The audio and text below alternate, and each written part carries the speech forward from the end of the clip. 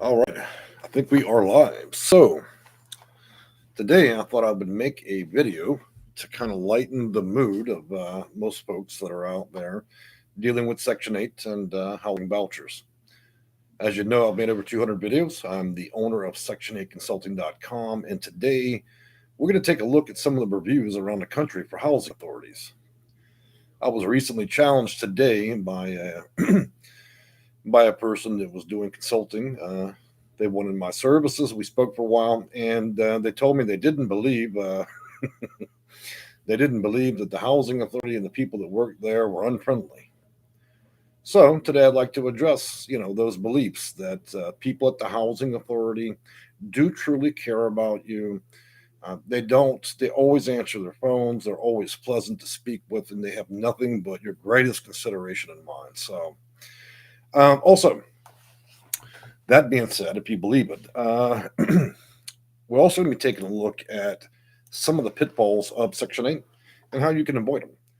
Now, I would have preferred to make a much longer title to explain all that, but YouTube doesn't always like that, so I guess we'll have to stick with the basics.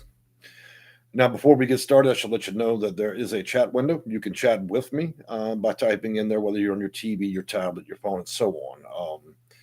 And then you can comment, and I'll try to answer whatever questions you may have. So, let's start off with a few good reviews. I just want you guys to see what a lot of my clients see and explain to me when I do consulting work for them. So let's discuss what reviews are being said for these housing authorities. So I'm going to start in my own city. So in the city of Houston, one of the first reviews I see up, I can't make, so single mom boss says, I can't make this up. Why are people losing their house because they can never get a hold of them? It's like they literally are watching the phone ring and then go to lunch. I've been on this call since 10 o'clock this morning. Another person says that I think it's a shame that nobody cares about how folks and you guys sit at home and play with. I'm not going to say that part. And then it goes on to some derogatory things being said about the housing specialists. And then I can read this part. I don't give two crackers what you need or what you're going to go through for my case worker. Good God. I'm going to skip that review. I called at 8 a.m., was put on hold for 10 minutes, and then I still have not received a call back 4 months later. Goodness, some of these are rough. One thing I'm noticing here for the city of Houston is they virtually do not answer the phone. So despite everybody that works at the housing authority receiving money and getting direct deposit for their jobs every month and their ability to work in their pajamas from their home, they simply have unplugged the phones and thrown them into the commode.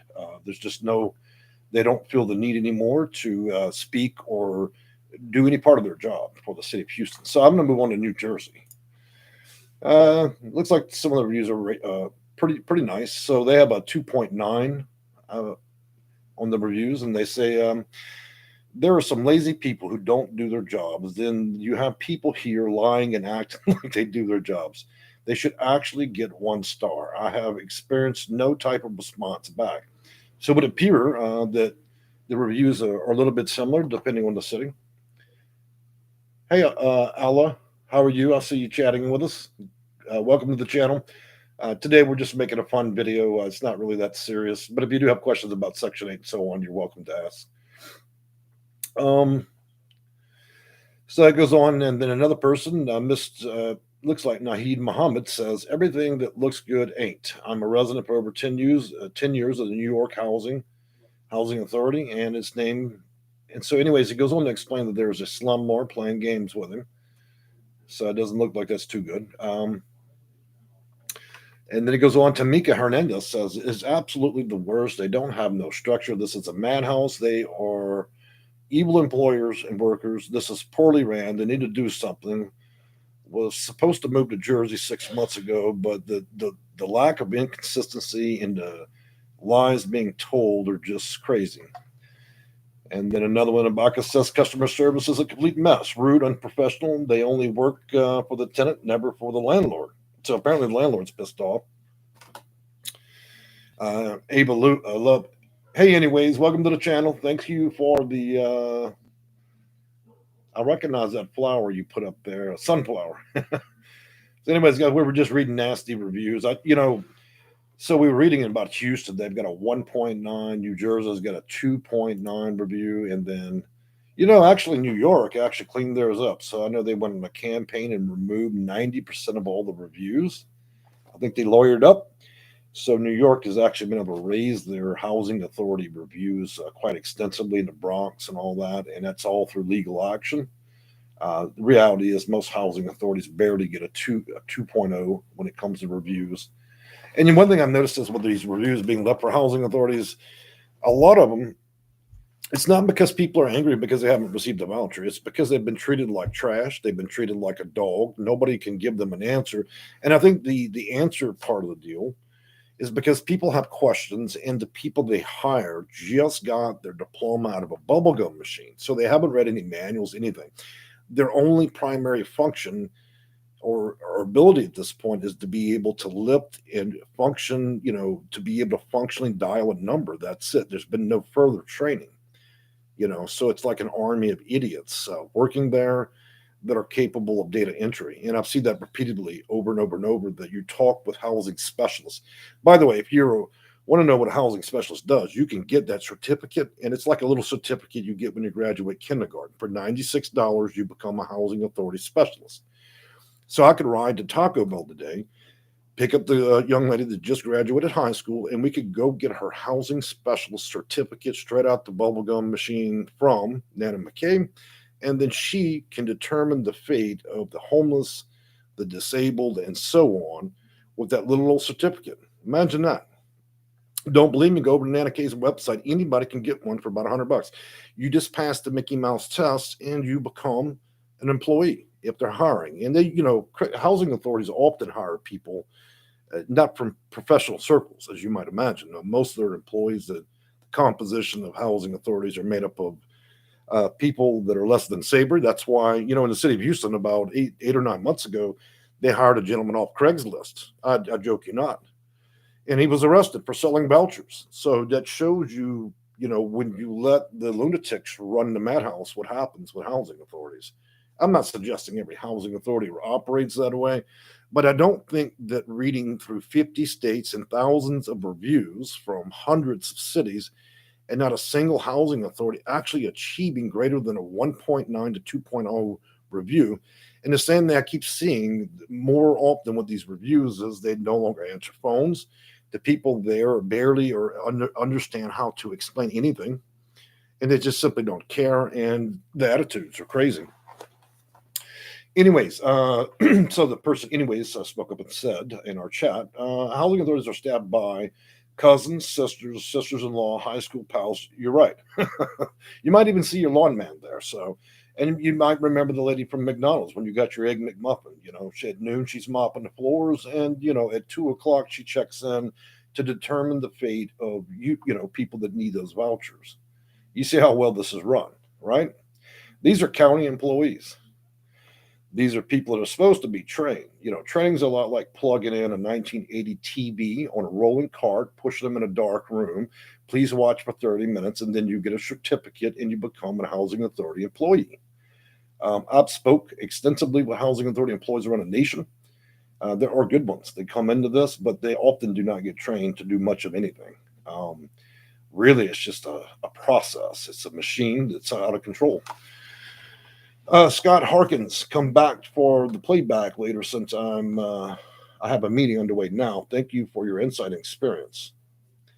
Well, thank you, Mr. Harkins. The video I think was designed to just kind of have a little bit of fun today on YouTube, because normally we're just talking about subject matter in relation to vouchers, but I thought I would just read some of the crazy reviews. So let's talk about Los Angeles real quick.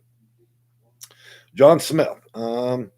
This place reminds me of a quiet storm. They don't answer the phone. Nobody calls you back. What are y'all doing there just to get a free check? I see why LA has the most homeless people in America. So it doesn't look like I'm reiterating any lies, because I know when I was questioned today by a client that it couldn't possibly be true that these people in housing authorities are rude like this, that they're disingenuous, undertrained, and all that. That these were true professionals graduating Harvard and had 4-year master degrees. or 6-year master's degree and an undergraduate, and that everybody in the building is well apprised of federal rules and everything. But I don't think that these reviews indicate that, do they? Not at all. So let's read another one. Well, I can't even say the name, it's so long, but it says, this place is okay, but I used to live at blah, blah, blah, and the manager asked for $1,000 gift when I did not pay. So it looks like apparently somebody has a voucher and was extorted. Veronica Diaz says, super dirty. And we'll move down a little more and see if there's any other ones. There's lots of 5-star reviews that actually do not have any comments. It doesn't really make any sense in my mind. So let's go over to Atlanta, Georgia, and see how Atlanta housing's doing. So they got a 3.4. It's not bad. So let's see if the comments actually say anything different about another housing authority across the nation. Let's just see if the complaints are any different.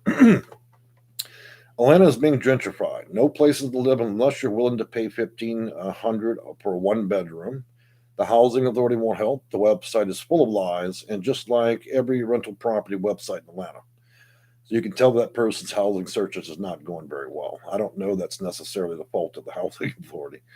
Nicole Harris says, I was on a waiting list for about 6 months to get picked through a lottery and get denied because I lost my job and home. Well, that is technically a requirement that you have a job.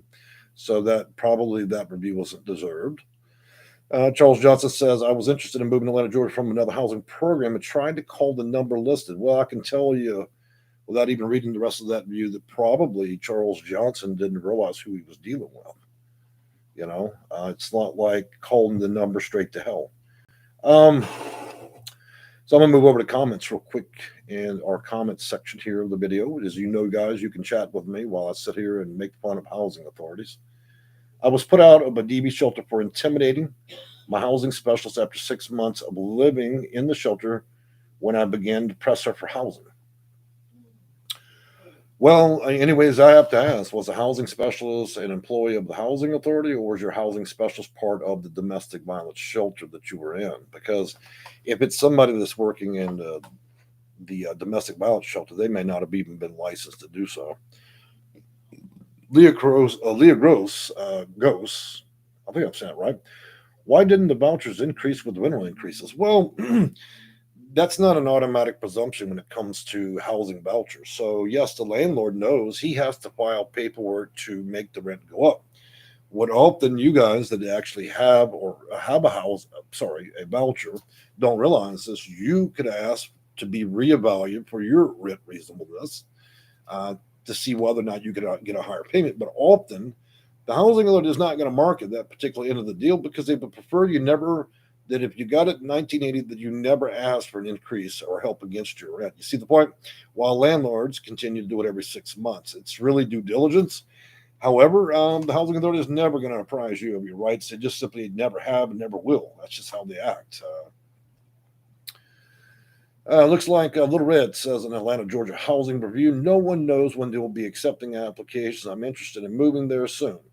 Now, I want to say one thing. I am also seeing a common trend is a lot of people moving around the nation right now. So about 70 to 80% of all housing authorities have nothing to give. So people are moving across the nation all over the place. Amanda S., they love to see you unhappy. I think that's because, you know what, Amanda? I think that's because they're also unhappy. It takes a neurotic person probably to work at the housing authority. I think that probably is confounded. I got to tell you, because a lot of times I do get comments from housing authority employees, whether they're phone workers or they're specialists, supportability specialists come to the channel. Some of them are very decent humans. Unfortunately, the bigger problem I see is that a lot of them just don't get any training. Anyways, the person named Anyways commented in the channel said private third-party company hired by the housing authority to work with clients. Well, if it's private, then you can be sure that deal was made in hell. So I don't think that probably would have worked out. Amanda L. says they do have an answer to anyone they are not in your best interest. You're probably correct in that matter. Dredd says, for Atlanta, Georgia, says that never open, they don't call. So that's a common theme. Megan Small says, I have an urgent question. No one's picking up. Again, I just want to mention that most housing authorities at this point have probably taken and took the scissors, cut the phone line, and thrown that phone into the toilet. There's no point in answering it. It's easier to simply get a direct deposit check while you're in pajamas in your home, and you don't need to answer the phone anymore. You see, the housing authority has a perfect excuse. They don't want anybody breathing virus on them, so they're able to keep the windows and doors locked. They can continue to collect millions, if not billions, in federal funds, and then do nothing, absolutely nothing for it, other than what they're required to do by federal law, and that would be to push the power button to heat up the computer and then power it off and watch Netflix all day. That is the summary judgment of a lot of people right now. That shit ain't happening because there's no incentive for those people to do anything. And I don't think that if we read reviews for 50 different housing authorities around the nation, they all say the same things. And who's really the liar? Is it the people leaving the reviews or the housing authorities that aren't doing anything? So anyways, I'm going to move over here to see comments. Wikipedia, I just got a 10% rent increase without notice. Now that, my friend, is a Christmas gift. I had to pay 3 months back since I was a regular rent. HA doesn't reply to emails or calls. I asked for an updated HAP contract. Well, so the particular person commenting in the channel right now is got a name very similar to Wikipedia, but it's Wetopedia or something similar to that. And so they're talking about they got an increase, but they can't reach anybody. Well, it's very common right now. Look, guys, if you want to compel the housing authority to answer, then I would suggest tracking number or signature confirmation to their building. So let's take a look at a few more reviews for the Atlanta Housing Authority. I'm a single mother of 5. I found a unit that in a few weeks that was in poor condition. The power kept shutting off. Had turned. Looks like she's got a complaint about housing. So I don't know that that is the fault of the housing authority. That should be the fault of probably the landlord. So we're going to move over and let's check out another city. Let's see where a lot of rich folks live and let's see if the housing authority in states that got a lot of money and not a lot of poverty, let's see what happens. So we'll check out Seattle real quick because I know Seattle well. And that is not in principally a state or county or city that's considered to be a poor one. We'll just see how their housing reviews go. I got a 3.7. So let's take a look at what that actually equates to. I'm curious to see what people have to say if it changes any. So I'm going to go to the lowest reviews. My mother's disabled. They put us in a 2-story apartment. They're a horrible place to rent from. And that's all she had to say. Evil, vindictive, and loathsome. Well, that isn't too nice. I was beginning to wonder if there was even anybody employed here. Good luck getting one of these people on the damn phone, and then some other expletives. Evil, malevolent, maniacal tyrants. So this is another person. Now, remember in Atlanta, we had a person similar review, but this is a completely different person all the way across the nation. So we're talking about 3,500 miles away, and we're still getting the same kind of comments. Now, this is from a state that doesn't really have a big housing crisis. The buildings are nasty and unsafe. People in the lobby are drug dealers, and I'm not going to say the rest, but apparently people are smoking drugs in the elevators. So that would be the housing. When the housing authority owns the property, they purchase it, and then they give you a voucher, then they put you in their little jail, which is called project-based housing. That's when the housing authority owns it. So apparently people are smoking drugs in the elevator. So when you go get home from church, you can get high while taking the elevator up to get into your apartment, apparently in their project-based housing in Seattle. Ain't nothing but a crack den. And so that's just another confirmation of what it could potentially be in that elevator. And this person's speaking for another building owned by the Seattle Housing Authority. Poor customer service. Criminals. That's all they said. Most of the time, these people are great, but I noticed a couple of new receptionists. Now, one thing we all know about housing authority is they turn and burn employees because that's just how it works, you know. So I'm going to jump back over to see the comments real quick. So Amanda S., that's gang stalking. Alana says, please, can you help? Can you tell me? Well, Alana, I'm not quite sure what your last comment. You only said hi the last time I saw it. Amanda S., employees that don't exist. Qualified immunity is almost like, and then it kind of ended. I didn't see the rest. So I think our takeaway from reading reviews from housing authority just lightly is the fact that nobody answers the phone anymore. The people they hire are underqualified. They don't know anything. And I've talked to some housing authority employees in at least 17 different states, and they do issue a manual about the size of a child's Crayola book.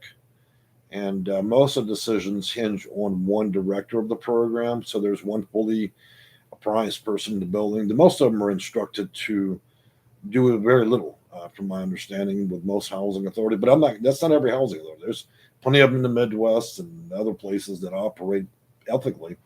But I would say that reviews don't lie, especially when you're seeing them consistently across the nation. Housing authorities just are not compelled to do anything anymore. Apparently, they're trying to automate everything. And what I'm also seeing a trend of is now they're forcing people to get a housing authority to get vouchers, housing choice vouchers by 211. Now, if you've had any experience calling information line 211, 311, some states have it, some don't, but most do have 211 or 311. This is a step down from your housing authority employee because this is just a random person. The qualifications to take that job would be that they're able to understand what a keyboard is, that lesson one would be pressing the keys on the keyboard. Lesson two would be doing a search. Remember, the 211 is where they connect you to a service, so they don't actually help you do anything. They just look up a number. They do not determine whether or not that number has been dead or disconnected for 50 years. They just give you these random numbers. So they perpetuate the problem. And this is often the number you're supposed to call to get assistance, okay? And so these often are elderly people or homeless people they find under the bridge, pay them, a cold beer and a sandwich, and they come work at the call center. I'm not joking about that either. One day I'm going to post a picture from Florida and show you what 211 is. It might surprise you when you see them line up in the back door for 211 that these are not the people you think they are. And so I'm absolutely not joking about that. Another thing I'm going to talk about. So we were looking at in the beginning, from the beginning of the video. I'm just trying to find it real quick. So the cold reality. So we all know about cold realities of this. It's difficult. That's why I work with hundreds of clients, if not thousands, every year, as we try to simplify the process. One of the bigger deals these days is not whether or not a housing authority is going to give you a voucher. It's whether or not we can find a housing authority that even has a voucher to give, and whether or not you could meet some of the preferences that they require in order to put you at a higher position on a waiting list. You have virtually no chance of winning lotteries these days because the astronomical number. Let's give an example again that I've given in many of my videos. City of Miami decided to open up for, I think, 4 or 5 days. 25% of the entire population. So let's put that in contrast. Out of 450,000 people, 90,000 people applied. So how is it possible that 90% of the city of Houston required a voucher? Do you see the problem here? Those numbers are astronomical. We should be at probably less than 0.25%, but how do we end up with 25%? This is what I'm seeing playing out in every housing authority in America, okay? And then you have one or two that have remained, that kept their job for more than 3 years at the housing authority. The rest of these people are just fresh from the bubblegum machine with their housing specialist license. They have no idea what to do other than key things in and try to avoid answering any questions or pick up the phone. Because I think the reason why a lot of housing authorities don't answer the phone is 99% of their staff does not have an adequate answer for anything you're going to ask. Most of them haven't even been trained properly. I've talked with a bunch, and we start talking about federal regulation, federal code, and other things, and the phone line goes dead. Why does that happen? Because they don't really have any answers. I don't know that that's amusing, especially for my own clients, but crazy. So I'm going to answer a few more questions here in the comments section of this video. For those that want to chat or ask questions, please do so. Casey, why is it so hard to get Section 8 in Ohio? Because Ohio became the epicenter of another crisis, housing crisis. They unfortunately got invaded by several other states where there were no vouchers, and so Ohio got filled up. I think there was a 20% increase on the number of people applying for a lot of the housing authorities in Ohio. So it became inundated. I don't know what part of Ohio you're in, but if you're anywhere near Boise, that was died back in January. You're not going to get jack out of Ohio. So Amanda S says employees that don't even. Okay, so I think I already read those comments or questions. So I'm going to make a few recommendations when it comes to dealing with housing authorities. Phone conversations are not the way to go with most of this. The housing authority employees are not going to teach you what to do. They're certainly not going to go over all the policies and procedures they have in place.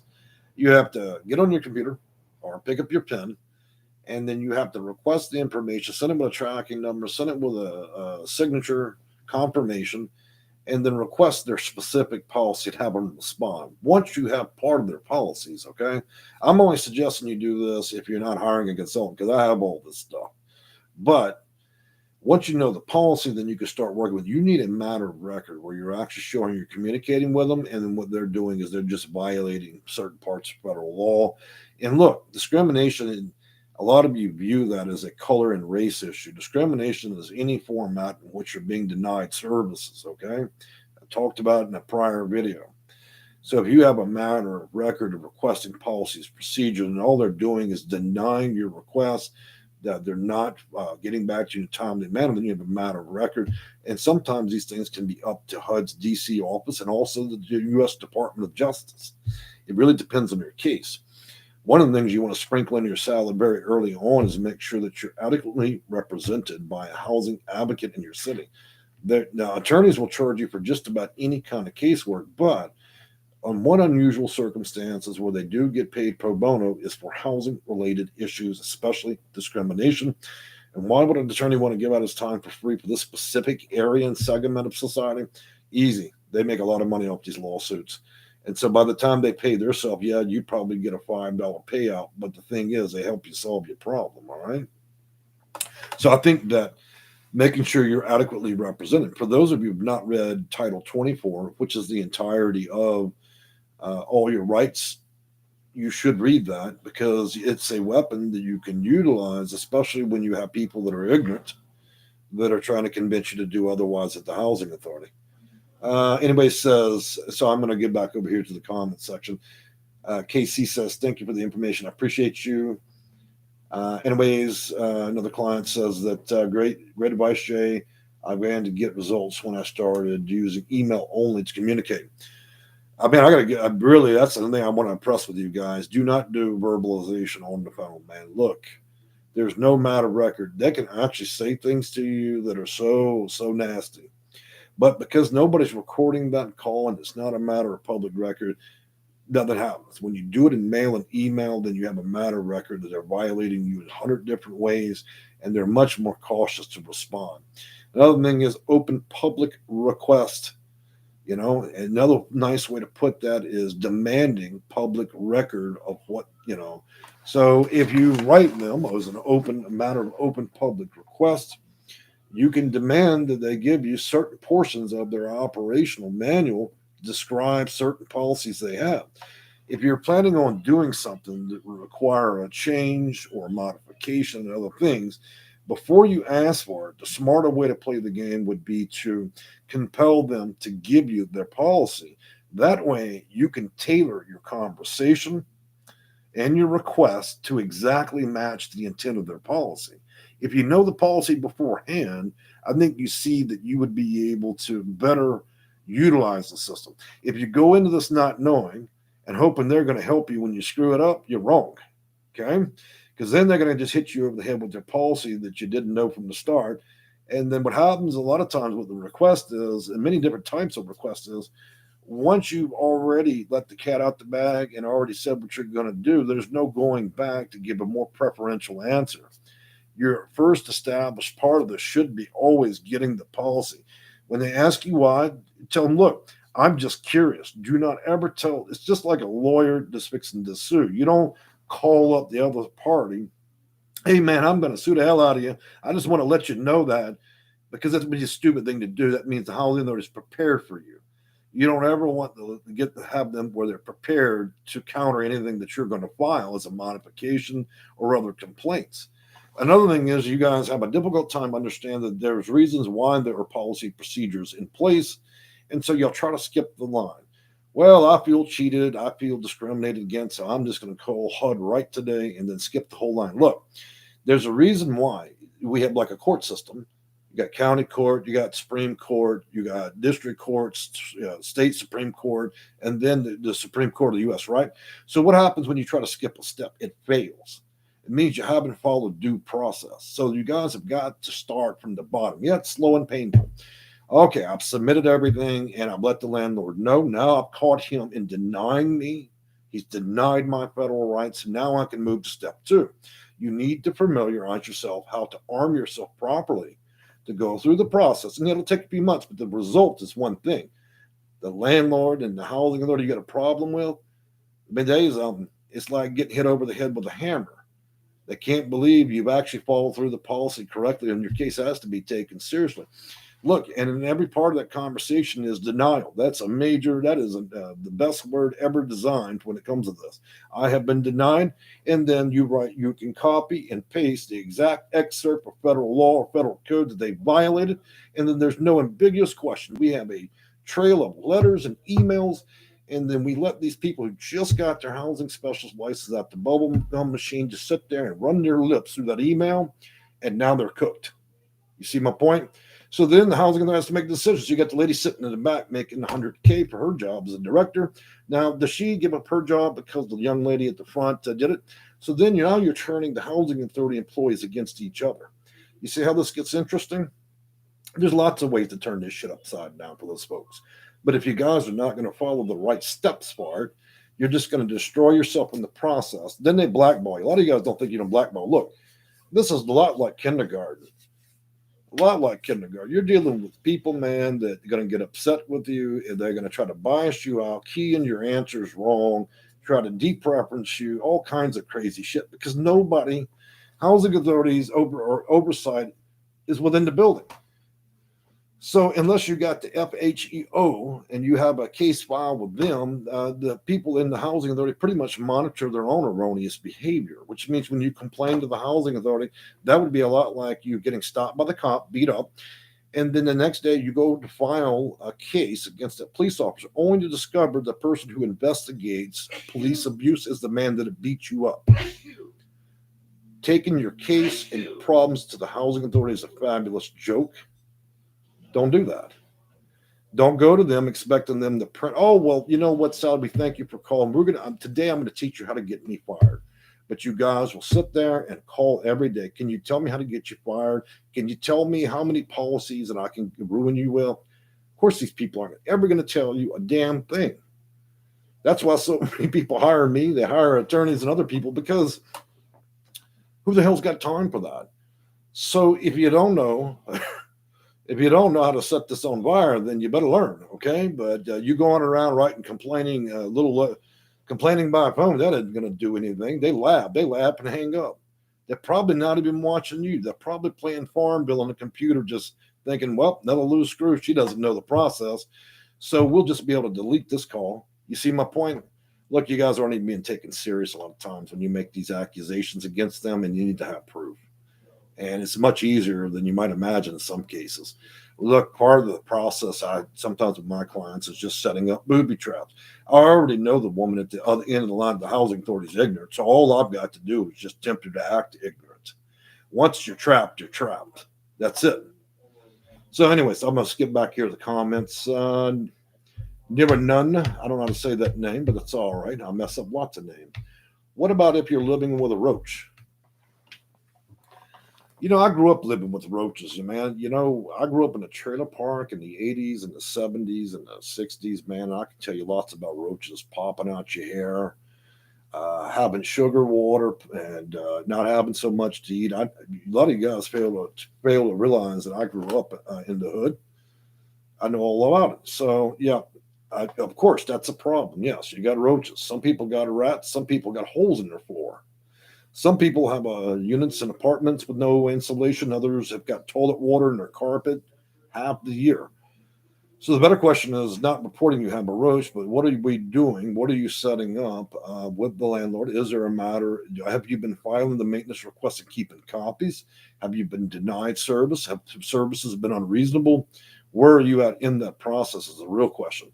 Complaining about roach, whether there's one or a million of them, isn't going to get anywhere if you're not taking minimal steps. In other words, it's just hot air and talk. Almost every look when you get a Section 8 voucher, the first thing you should read is that real tiny print, and I'm going to show it to you real quick, okay? And this is meant to be a little bit humorous, but when you get your voucher, it's going to say several things at the very, very bottom of that voucher. All units come with roaches, attitudes, slumlords, crackheads, prostitutes, and gang members. All right, that's what it does say in very, very tiny print at most vouchers. Now, whether or not you choose to take the time to get a better property, strictly on you. And a lot of properties are deceived. They will actually put stucco and a beautiful finish on the outside, but then the inside's a lot like renting a crack house. All right, so I don't think it's necessarily everybody's fault, but there are some accepted norms here, and it's usually that you're going to have roaches, rats, and other things, along with mentally ill people, drug addicts, and so on. I think the better question and complaint should be, what can I do to get out of the situation? So if you guys are trying to shock me with, I had a rat that bit off part of my ear, well, I can think of a few cases, as sad as that is.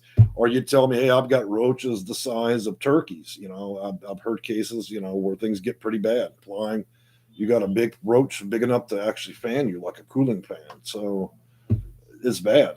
Imagine there are countries where that's the social norm, where you have roaches and snakes climbing through your hair. That's very normal, So the real question is, what can we do to change that, And are we going to be able, when the time comes, to take these people to court, spend the 65 to 150 to hold them accountable, and then when they don't pay the judgment against that in small claims, then we can start garnishing the wages of the landlord and other housing authority employees that have violated those rules. But you guys don't take it far enough. You don't ever file reports. You're not even keeping track. You're keeping track of your complaints, but you're not keeping track of your evidence. So back to flying roaches and rats and all that. Mary Thomas says, what if they claim you owe monies from another state to the housing authority from over 12 years ago? Well, that can go several ways. It depends on whether or not that case has been filed and is actually a matter of record with HUD itself. Housing authorities are very much independent of each other. However, there is one singular connection. Once you screw HUD, you've screwed the pooch per se. That's probably not the prettiest way to put it, but hey, I'm a Southern person. But anyways, in most cases, it doesn't seem to affect anything after about 5 years. In fact, the system changes so radically every 5 years, and with each new president, policies and procedures do change. So my advice there is probably whatever issue you might have had 12 years ago, you wouldn't have anymore. Section 8 functionally is a whole different system at this point. In fact, the biggest changes happened in 2017. So I don't know that Mary Thomas, that you would be that affected anymore. I know that housing authorities don't hold grudges for over a decade. So let me see other comments. Near Nunn said, I just told my section. I'm not quite sure what that means, but you just told Section 8, but they've done nothing about it. Okay. Well, I think we've already addressed what happens when you make phone calls, so that's not going to be sufficient. Jasmine, how you doing, Jazzy? Jasmine is a long-time member, a lot like a lot of the people that watch my channel. Most people have been around for quite a while. I think sometimes you guys like the advice. Others like for me to entertain because I'm known for profanities, and I'm also known to favor the clients versus the housing authority. But I think what people enjoy the most about the channel is, despite my Southern hospitality in these videos, there's one thing that becomes clearly evident through all of my videos. I know what I'm talking about, and I know it well.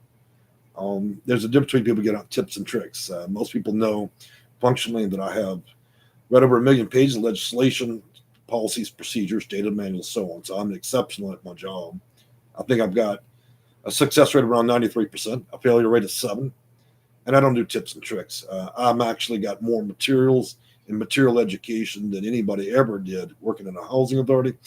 And then I have worked all 50 states and literally over 1,000 housing authorities. So I can tell you there isn't anything that I haven't seen that hasn't been spun, whether it's a lie or the truth. So I know how to navigate the system, and I know how to do it effectively. Effective enough that most people book me. There's usually about a month of wait year round. So I think my channel would be filled with angry, pissed off people if I was selling snake oil and just Southern Charm. I would heed the advice because a lot of what I talk about in the last 200 videos is trying to get y'all out of these situations if you're willing to listen. So Jasmine Victoria says, hey, Jay, I went to take the assessment today, and they said I qualified for rapid housing. Good. It seems like Jasmine just confirmed that I might know what I'm talking about, that she looks like she qualified for rapid rehousing. I think the Jazz could have got PSH, but that's just another story of people consulting with me and then confirm it right there. And by the way, I don't have any paid actors on the channel, okay? So, Jasmine Victoria says assessment ... Jasmine Victoria told ... I don't know what those dots mean. It could be profanities. I don't know, Jasmine. You got to let me know. Maybe just misspell the word rather than dots. That would help me. So, guys, we were doing reviews today just trying to see whether or not my opinion of housing authorities across the nation were accurate with the reviews being left for housing authorities. Do people truly have a complaining spirit, and or are they just angry because they can't get a voucher? Well, according to the reviews we've been reading, 3,300 miles away, starting in Houston to New York to Jersey to LA to Atlanta, which means the four corners of the U.S., there are two or three things that are prevalent among all reviews. One, almost every housing authority has a worse reputation than a county jail. Number two, the reviews indicate that most people working at the housing authority have, in principle, an educational level, but third grader, or possibly that they have not read anything or taken any formal training. Three, that most of them never answer any questions, including the phone. When they do answer, it's akin to being treated as if you had just been booked in the county jail. So you're talked to like a piece of trash or a $3 hooker on 3rd Street. Okay, the same way you would talk to your enemies is how most people perceive those conversations happen. There is some accolade. There are some comments that include that there are a curious few that do take jobs at housing authorities that are quite passionate about helping people. Sadly, I would imagine that they don't last very long because of the state of affairs with most of these housing authorities. I think it's Seattle. I was reading a news article. One of the housing authority, the lady that runs it, they're pushing her out. Apparently, she runs it. She's a director of the housing authority. And I don't remember if it's Seattle or not, but she took it upon herself to cut a voucher to herself. And she used that voucher to rent a home out to somebody else. So she was using the voucher to secure a property, a big home, and then she leased the property to make money. So we call that fraud. Okay, we call that fraud. Now this is the person running it. This is the tip of the pyramid. And then we discussed, so you can look this up online as well. In Houston, they hired a gentleman that was selling vouchers. Now let's bear in mind the housing authority is closed, doesn't have any vouchers to give, but what about those vouchers he was selling? So apparently there are vouchers. As long as you have you make your credit card payable today, or if you go down to the ATM and get some cash, they're happy to sell you one, at least the ones they have hired. So when you don't check criminal records, you find out the man has just been released from the county jail, but he's now a housing authority employee, and he's selling housing vouchers for $5,000 a pop. You see how this works? So again, I want to encourage you to remember just how well educated the shit in the trash is at the housing authority that's handling your case. I deal with it every day. So let's talk about the ethical side. There are lots of states and counties with housing authorities that are professionally run with nothing but the best working in the building. There are plenty of cases of that.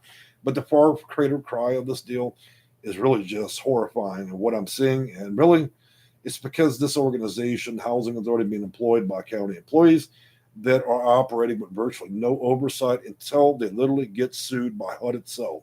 That's when things fall apart. Do I need to create sensationalism? No. If you get on Google right now, what I would suggest is look at the reviews for the top 50 cities. That proves my case right there that none of this is sensationalism. Number two, I want you to type in housing authority lawsuit in there, okay? HUD lawsuit or Section 8 lawsuit, and you will find hundreds of pages of lawsuits against housing authority.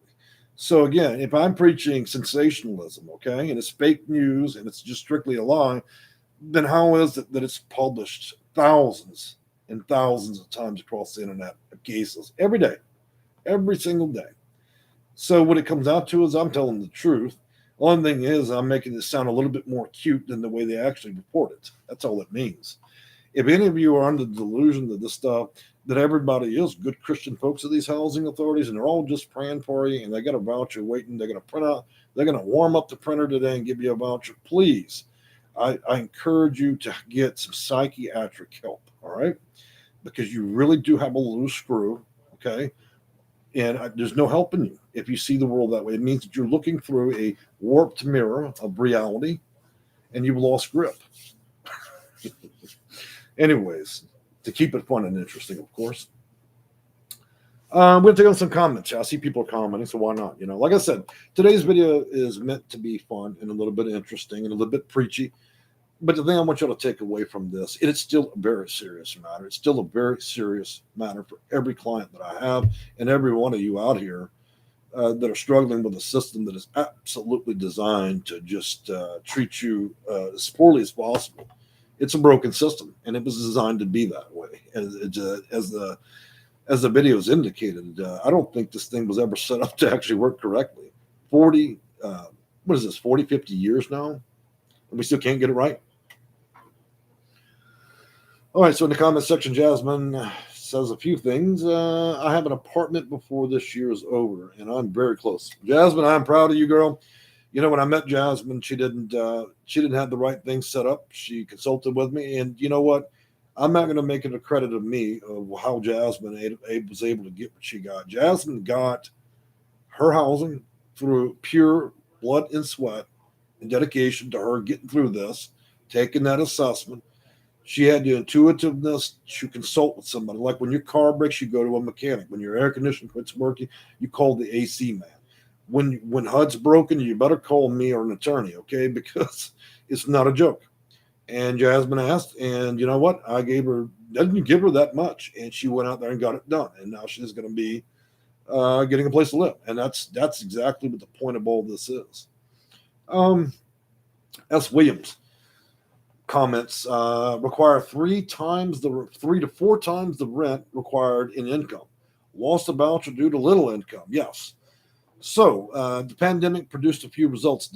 One, the people that are using vouchers are paying the consequences of market rate people. Now, isn't that an interesting concept? Prior to the pandemic, anybody that had a voucher was considered pretty much trashy people with a voucher, right? That's their general opinion in society and how they like to hard bake it in the news, right? The pandemic hits and we watch the other 75% of the population, the people that don't need Section 8, and now their shit's failed. And most of them, to the tune of, what was it, about 50 million in total, including homeowners, couldn't pay their bills. So they went from middle class talking shit about people that have vouchers to being zeroed out. So now they're zero class. And so they didn't pay all of that rent, okay? So here's the middle class working people. I'm too good for food stamps. I would never hang out Section8Consulting.com video. And now their ass is the ones that have been zeroed out.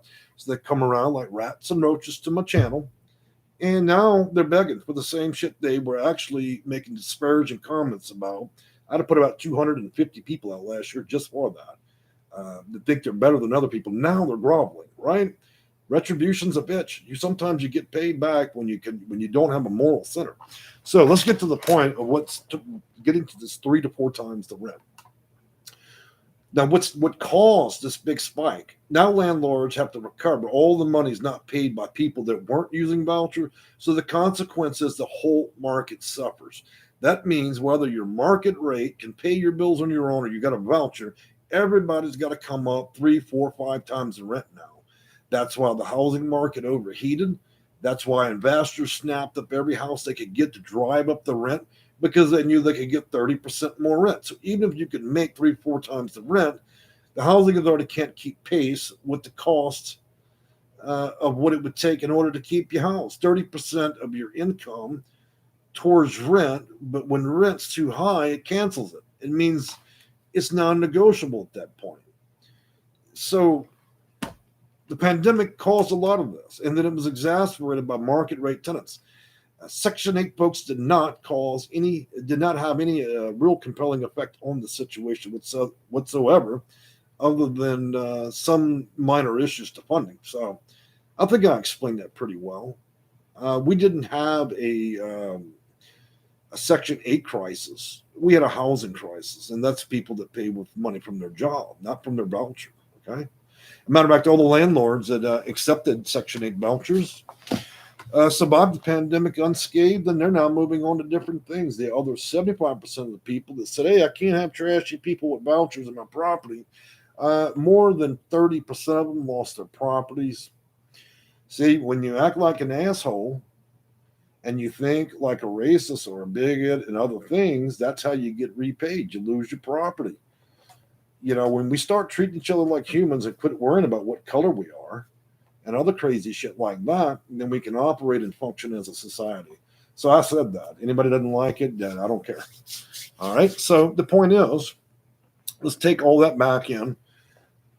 So what we're going to have to do, in your case, I would suggest subsidy properties, but those are getting very hard to get at this point. That's where, again, you might be able to lower the rent. But I think also you should be approaching getting rent reasonableness raised for you, because the landlord's going up, up, up. Now, you're saying that just to get in the building, you need 3 to 4 times the rent. Well, that's typically how subsidy property does operate, and that's how they eliminate all. It's the legal way to discriminate, essentially.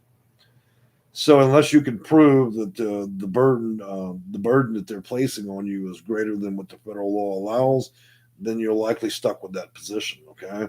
There are some situations where people get too aggressive, wanting too nice a property, value too high, and wanting to rent it and not. So it's hard to say. I don't know anything about you or your case. It's a sticky one. So I know more about it, than I can't really comment further. And I'm good at commenting. Pamela Foster, how are you?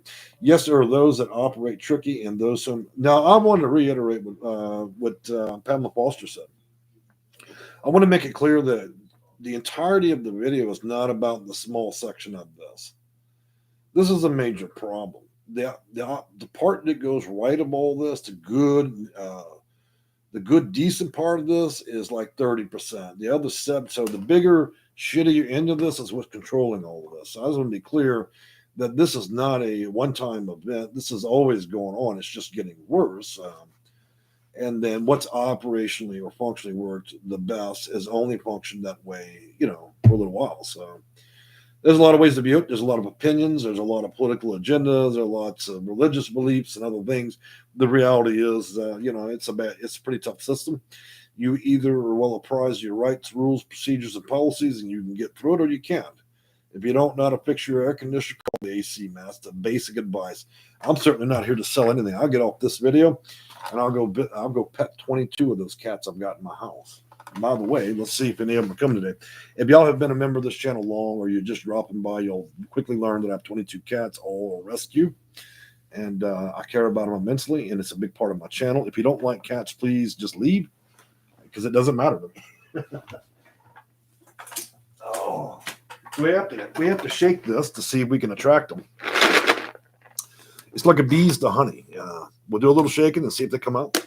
I've got Siamese, I've got orange cats, red cats, brown cats, tabbies. But certain times of day, they're very much asleep. Pops! They're going to shame me in this video. Now, any other time, these little critters would be popping around this house. Oh, there's one up there. That's my Siamese. She always sleeps up there, so I'm going to tilt the camera a little bit so I can possibly see her. Hey, girlie. Up there by the ceiling. Now you can see there is a cat tower there along with my drill press and a bunch of other stuff. I don't know if y'all can hear me. So the Siamese is at the very top, and you can see I have that 6'8" cat tower there, and the drill press, as I was mentioning. So anyways, that's just one of them. All right. Guess y'all got a nice view about some of my workspace. I also own another company completely unrelated to this, but it's more of a hobby. So I'm not really going to bring it up in this video, but anyways. So let's see. When do you think housing market will go back to normal? Well, what I'm seeing is the market is starting to deflate. Okay, and another thing I'm seeing is we're now starting to see the actual federal funds to help with everything, and so the trillions spent on building new housing. Thing is, guys, when y'all get excited about that in the news back in March, I think most of you fail to understand this is something that would take about a year to begin.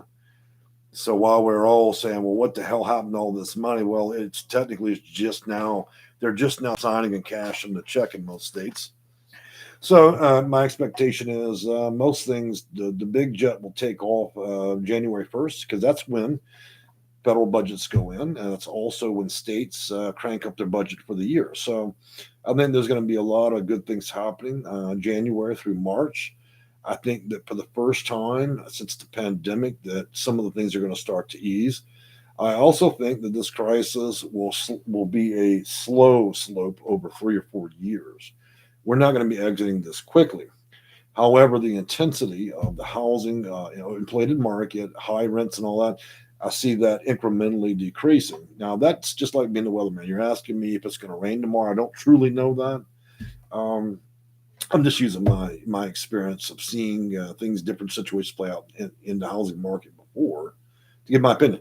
And there are lots of opinions on YouTube, so don't get me wrong. I'm not here to give y'all a weather report or a prediction. Okay, that's what I leave the other con artists on YouTube to do when they decide they're going to be consultants. Um, Cynthia Rose Johnson, how are you today? I'm a client and I need your help in Florida. COC is ignoring my emails. I have gotten so ill, I'm afraid I will die before they do what they do and the law and what the laws say. Okay. Well, when I get off the video, I'll start looking at emails. By the way, guys, I want to mention one more thing before I start to wrap the video up. I'm not going to do it just yet. The number of emails I'm receiving have reached astronomical levels. Okay. I've been making videos on YouTube now for 7 years. There's over 200. Okay. We're at a point now where we're at 3 times the amount of emails I would have received a year ago. Okay. So that makes it very serious for me. It's reaching a point where it's no longer sustainable. It means the number of emails coming from current clients and new clients are coming in so quickly and so often that it's not possible anymore to read them all. As an example, this week I've received over 3,000 from around the nation. Now, we could equate that into minutes and seconds, and I think you'll realize at this point it's grown out of control. It's not for my inability to answer emails. It's just that a lot of shit that I receive doesn't need to be sent. There are those that like to send one individual email for each question. So what I'm going to start doing on those clients is I'm going to refund your money and permanently ban your ability to ever check out any further appointments. And then I'm just going to kick you out of my YouTube channel because that is a bad waste of time. I've got other people that have serious issues that would like very much to be able to get through it. And people writing 50,000 word emails. I do not need to know your childhood up to the age of 99. That's a flagrant violation of every known reasonable law in my mind to sit there and write for 6 hours straight to the point you almost break my email. That tells me that you need psychiatric help. I would like very much for those that want to write to please frame all your questions into one email. Try to keep it to 1 or 2 paragraphs. I understand you need to explain some, but to explain the entirety of history in an email is wildly inappropriate and tells me that you are suffering from mental health issues that would probably also make you unable for me to be able to handle you as a client. Okay. So I don't want to be rude to anybody, but we have to there's a reason, that some people will never be able to achieve housing. It's because they have a hard problem with reality. And I deal with it every day. Look, I deal with people who have all kinds of problems. I've got people with Asperger's, developmental learning disabilities, others that cannot remember things an hour later. One of the things that have made me good as a consultant is the fact that I'm a very patient man. I work with people that do such outrageous things, and we still manage to get them housing. Okay, there are other consultants that are not going to put up with your shit, whether it's dignified or not dignified, or and so on. There's very few of me left that's going to tolerate a wild arena of people and personalities. I've had people curse me, threaten me, all kinds of stuff, and this is while I'm trying to help them. Mind you, they pay for the consult to harass me.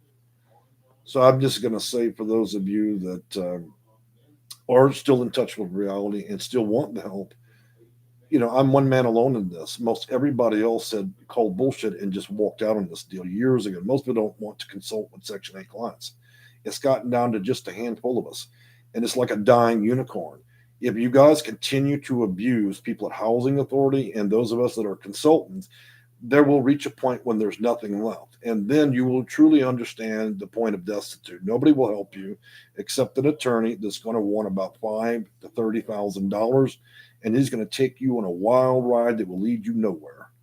I think attorneys are fantastic, but I'm telling you, people like me are a dying breed in this, because a lot of people don't or cannot handle all the people that have issues with drugs and alcohol, that have mental health crises and other things that go on. Most consultants do not want to deal with that.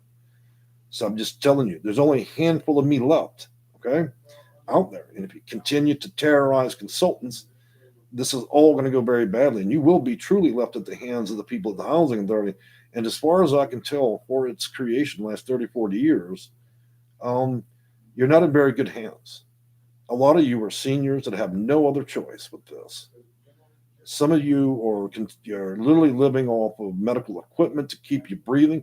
Some of you that have children with severe disabilities, and you're only fighting chances. Other people like myself that have a true way of fighting the system. But if we continue to do erroneous things and treat the consultants badly and things of that nature, then this will all just come crashing down. And as I checked on Google the other day, there are probably less than 3 consultants left in the nation with this. Okay. So I'm going to warn you guys, you're going to have to become reasonable. The emails are too much. I understand demand, but this is not an issue of demand. We're just now abusing the privilege of emailing me. The person that called me at 3 o'clock in the morning last night, that was wildly inappropriate. You don't need to get high and call me. What you need to do is get on high, all right? Come back to reality, and then book an appointment as a normal person. The person that called me at 9 o'clock at night and texted all those profanities, this is a person that's did this 6 different times. They're sorry and they're happy and they're sad. Now, I've tolerated that because I genuinely want them to have house. But how long do you think that would last with an ordinary person when you do crazy shit like that? So this is a formal warning to people that I am a dying breed, and some of you are expediting that. Okay, so I hope I have to never make a video to include this conversation again, but it's coming to a sharp end, and this pandemic pretty much pushed it over the edge. That being said, guys, I'd like to move back into a lighthearted conversation. Dee Dee says, right now, if anyone is interested in Section 8 voucher applications are open in Texas, Virginia Beach, and California. Thank you, Dee Dee. Thank you for the update. We really should consider that. Also, guys, now, let me give you this to you, guys, before I close this up.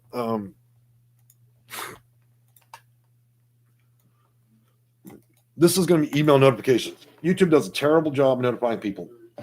Anything less than 3% of you that sign up for notifications to ever get it from YouTube. After 7 years, I'm fed up, so I have my own email service now. This is the link. It's coming now, and it'll be in the chat window. If you can't find it in this chat window, or you don't see chat, then you can find it in the description. It is a simple page that says subscribe. You put your email in there. You'll receive an email usually 30 minutes to an hour before the video indicating when the video will be, which means this is near instant. You no longer have to guess when I make videos. One of the pleasant things that I do with this particular service is I put a unsubscribe button that actually works. I don't hide it. Big, bold, red letters. When you're sick of hearing me in my videos, just click unsubscribe. It's as simple as that. I don't do force menagerie on people. I'm not going to hold y'all as a captive audience to keep hammering emails. We're just sending emails for the videos, okay?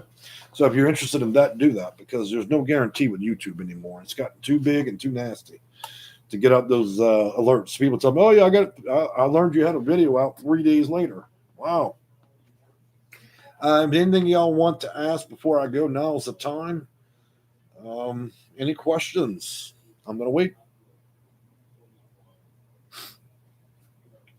Well, it looks like we burned another lovely hour. I think 200 plus videos, 200 plus hours videos.